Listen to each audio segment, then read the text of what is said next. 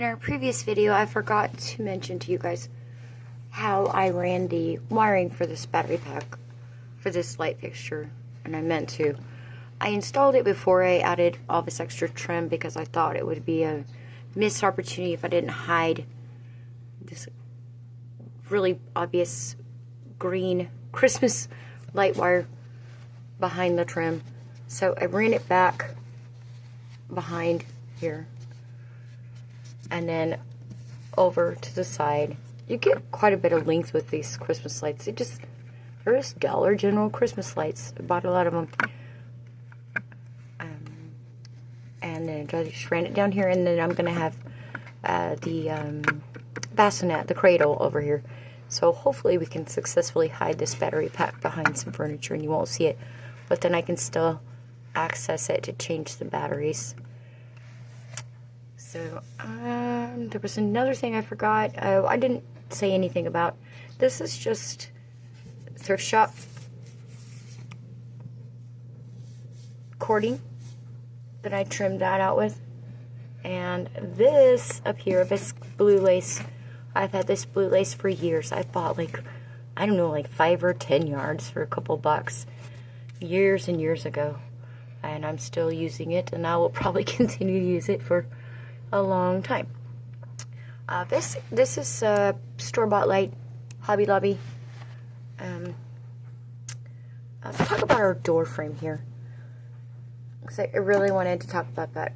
This is the first time for me wiring a dollhouse on my own, and I thought I would be able to successfully hide a lot of my wiring for my lights around the door frames, but I'd already trimmed them out, and you could see it. It was bad. It was really bad. So I added a lot of this Walmart lace and some pretty ribbon that matches in the room to cover up my bad attempt at hiding my wiring. But now you can't see how I trimmed out my doors throughout the house. Your dollhouse kit does not come with any trims for the doors at all. It comes with trims for some of the windows inside, but nothing for the doors. So I bought from Timo, I just bought a large pack of bamboo strips, and we painted them and cut them to size. So we trimmed out the inside. And I did all this before I installed the wall into the house. It's a lot easier to do when you can lay it down flat and move it around and touch things up. And then I just cut pieces of dowel and toothpicks and little,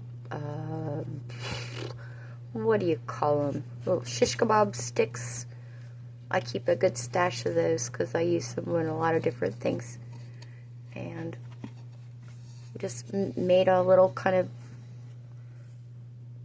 pretty door trim, but you're probably not going to get to see a lot of it because I had to cover it up. That's how we learn, so it was a good lesson. Oh, our little shelves. Need to hear about those. This one was bought from Temu, and I know you're probably saying, Sam, I can see that some of those are crooked. Sometimes I do get things, let's just be honest, I get things crooked a lot. But I think this room is going to end up being so busy, I don't think you're ever going to notice. And again, I'm happy with it. I'm happy. I'm having a great time making it, and I'm having a great time sharing it with y'all. So I made a bunch of these. This is just a shingle left over from when we did the roof. I'm going to try to grab one for you, or a couple of them for you. I pulled them out. You have a lot of leftover shingles when you're done shingling the roof. So, of course, I wasn't going to throw them away. We're going to use them, and they make perfect little shelves, little tables. I mean, I've got a ton left over. Hopefully that doesn't mean I didn't do a good job shingling my roof. See, that's how much I have left over. It's quite a bit. And then from Temu, we got a package of these.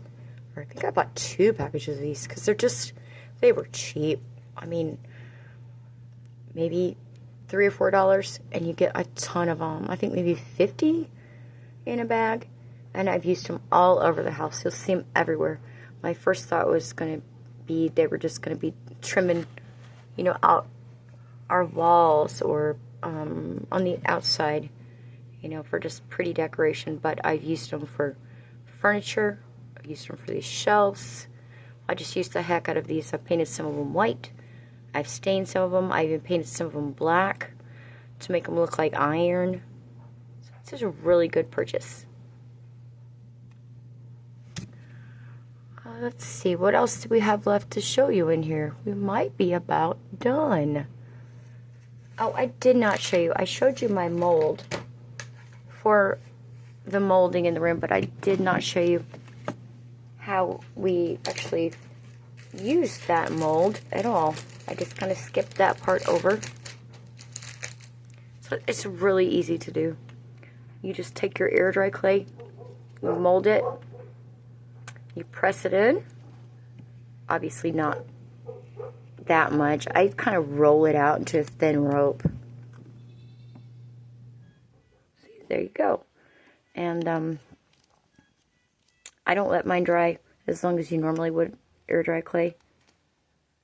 I let it dry about halfway because I'm impatient and I wanted to make a lot in a short amount of time. So I just kind of pulled it out halfway through and laid it out flat and let it dry. I mean, you could paint these. I didn't because obviously the white was good enough for me. And when I was working, I had some gaps I had to fill. And I just took just a little dab of it and just kind of molded it into little gaps. Smoothed it around with a toothpick and let it dry. And I think it worked pretty good. So that is, I believe, the end of our nursery.